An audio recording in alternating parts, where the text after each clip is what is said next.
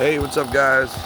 So we're looking at my GS Racing 7-port cheap motor. I've got it running really good now actually.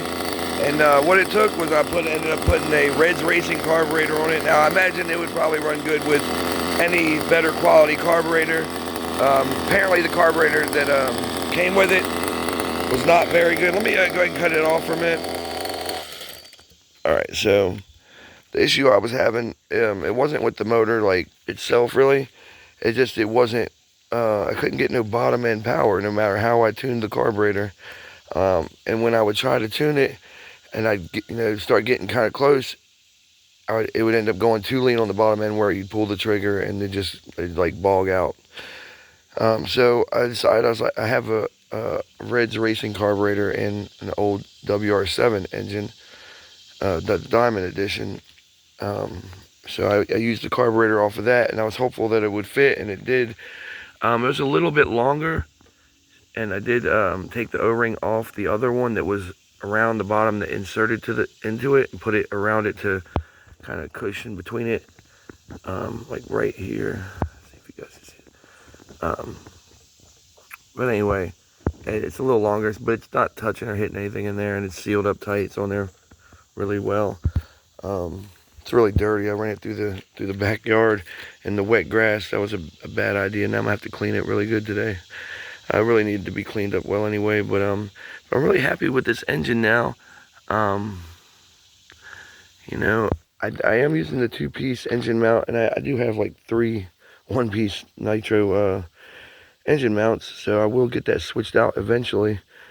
But for right now, it is it is holding it in place or whatever. I did have a couple screws back out of it, and I had to put some new screws in it, but I thread locked them, make sure they're in there tight. The thread locker will melt off once it gets hot and they can come loose, so you definitely need to be checking on your engine bolts, especially on the underside. The top ones are longer and have more threads to go into it, so if you use the thread locker for the top ones, it's less likely that those will pull out, but they can too, or back out rather. But all right, so we go ahead and fire this thing up.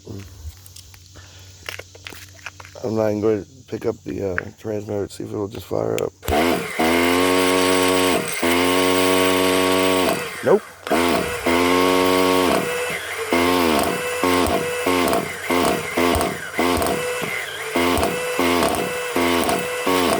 Well, I guess, this is something I've noticed. Nitro engines, after you've ran them, they get hot. They don't like to fire right up without a little throttle. So I'm going to set this phone down a second. Hang on. Alright guys, well it would have been idling, when I started the video. I think it probably loaded up a bit, but we'll clean it out now. Alright.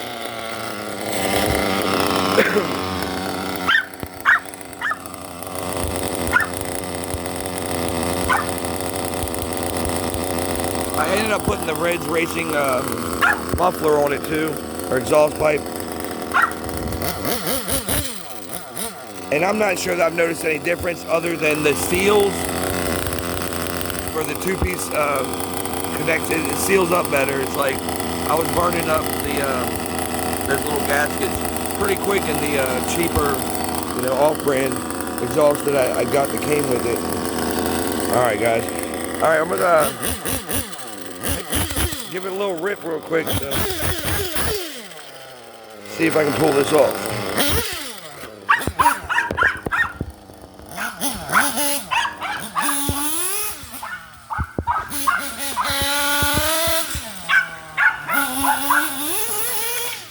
That did not sound good.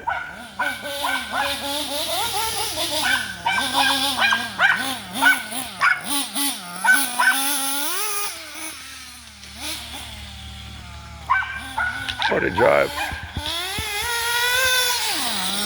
All right, that kind of shows y'all where it's at now, which is, that's far better than it was. So if any of y'all want to try this engine, I would recommend it, but I would recommend getting don't get the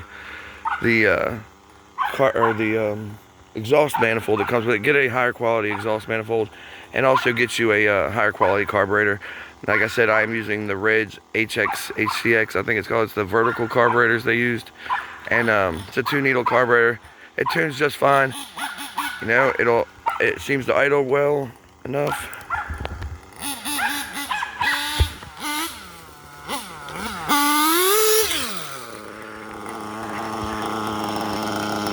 I mean, that thing's idling perfect.